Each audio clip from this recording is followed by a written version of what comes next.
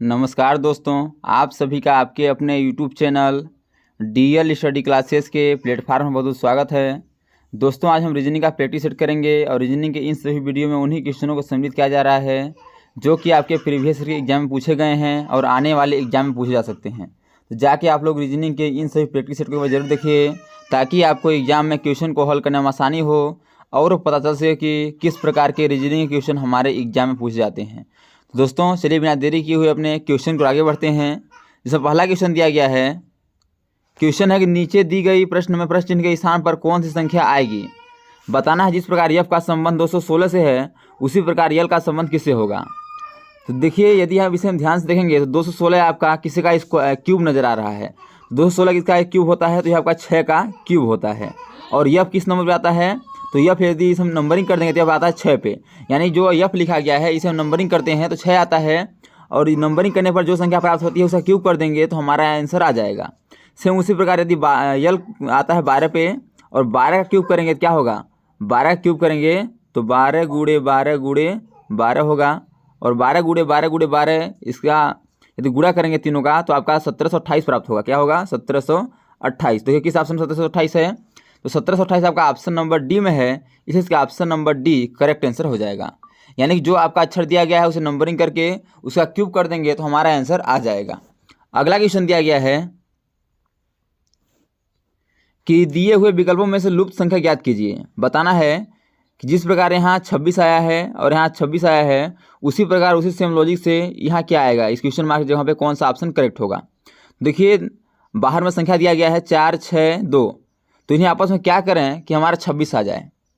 यदि जोड़ देंगे तो 12 होगा और 12 गुना 24, यदि जोड़ के 2 गुणा कर देंगे और 4 जोड़ देंगे तो 26 होगा।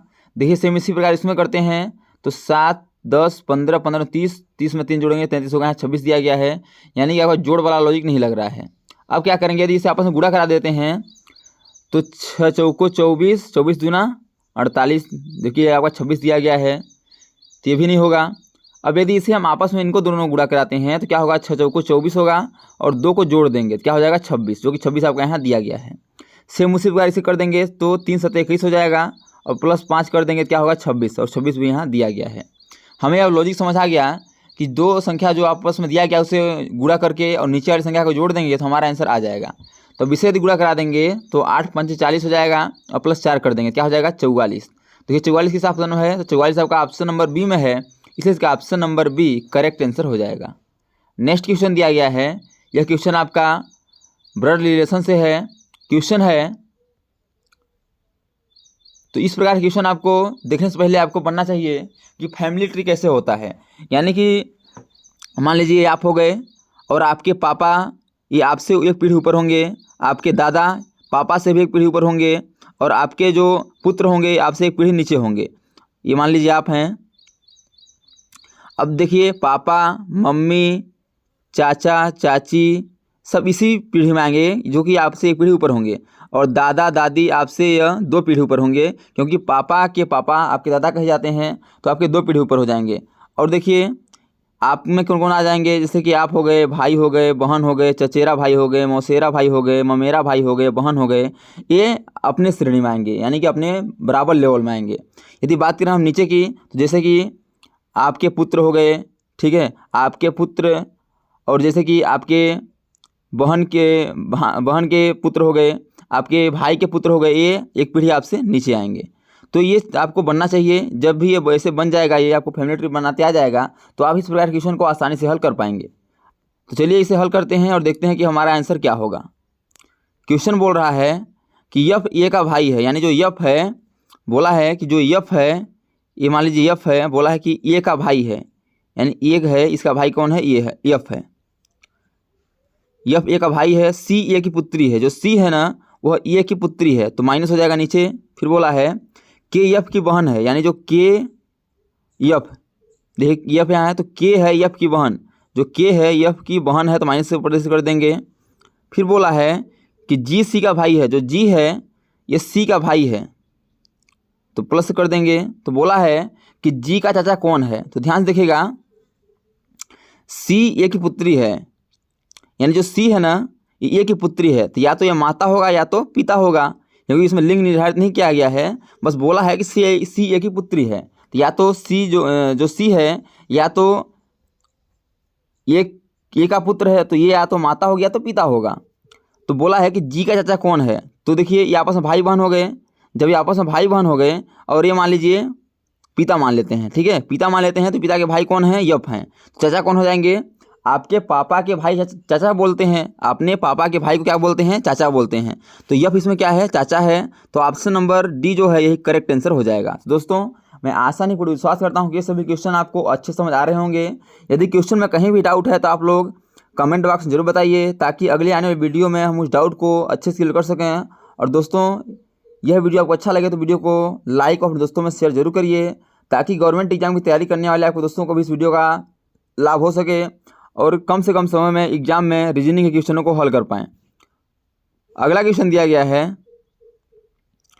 यह क्वेश्चन आपका वेन डायग्राम से है कि नीचे दी गई प्रश्न का सही वेन आरेख बताइए। गायक, लड़के, नर्तक। तो ध्यान से देखिएगा, लड़के और गायक में कुछ संबंध है। हाँ, कुछ लड़के गायक होते हैं और कुछ लड़के नर्तक होते हैं। और कुछ लड़के जो हैं, जो कुछ में आते हैं लड़के, वह नर्तक और गायक दोनों होते हैं। तो इसका वेन डायग्राम किस पर बनेगा, पहले लड़का का वेन डायग्राम बनाएंगे। लड़कों में कुछ लड़के क्या होते हैं, गायक होते हैं, और लड़कों में कुछ लड़के गायक और नर्तक दोनों होते हैं। तो वेन डायग्राम इस प्रकार बनेगा। तो इस प्रकार किस ऑप्शन में है, तो ऑप्शन नंबर सी में है, इसका option number C correct answer हो जाएगा। नेक्स्ट क्वेश्चन दिया गया है, यह क्वेश्चन आपका डायरेक्शन से है। क्वेश्चन है कि मनी कॉलेज से चलकर 3 किलोमीटर पूर्व की ओर जाता है, फिर दाएं मुड़कर 2 किलोमीटर चलता है, फिर से दाएं मुड़कर चलता है, अब उसका मुख किस दिशा में है। तो इस प्रकार के क्वेश्चन को हल करने के लिए पहले तो आपको डायरेक्शन बनना चाहिए कि किस दिशा में कौन सा आपका दिशा होता है, किस तरफ। तो ऊपर होता है आपका उत्तर, नीचे होता है आपका दक्षिण, यह ध्यान रखिएगा, ये होता है पूर्व और ये होता है आपका पश्चिम। तो बोला है कि मनी कॉलेज से, मान लीजिए ये मनी का कॉलेज हो गया, चलकर 3 किलोमीटर पूर्व की ओर, पूर्व देखिए किधर है, इस साइड है ना, तो पूर्व की ओर चल रहा है मनी 3 किलोमीटर। कितना किलोमीटर, 3 किलोमीटर। फिर बोला है कि फिर दाएं मुड़कर 2 किलोमीटर चलता है, यानी कि फिर जब दाएं मुड़ेगा, अब पूर्व की ओर जा रहा है और पूर्व से जब दाएं मुड़ेगा तो किस दिशा में जाएगा, दक्षिण दिशा में। कितना चलता है, 2 किलोमीटर चलता है। फिर बोला है कि फिर से दाएं मुड़ता है, जब दक्षिण में जा रहा है फिर से दाएं मुड़ेगा तो किधर जाएगा, पश्चिम की ओर जाएगा। फिर दाएं जाता है, अब उसका मुख किस दिशा में है। तो आपको ये नजर आ रहा होगा कि जब फिर दाएं मुड़ा है तो ये किस दिशा में जा रहा है, पश्चिम दिशा में जा रहा है। तो उसका मुख किस दिशा में है, तो उसका मुख पश्चिम दिशा में है। देखिए पश्चिम किस ऑप्शन में है, तो ऑप्शन नंबर सी में पश्चिम है, इसलिए इसका option number C correct answer हो जाएगा। तो दोस्तों thanks for watching this video. यह वीडियो आपको कैसा लगा कमेंट बॉक्स में जरूर बताइएगा।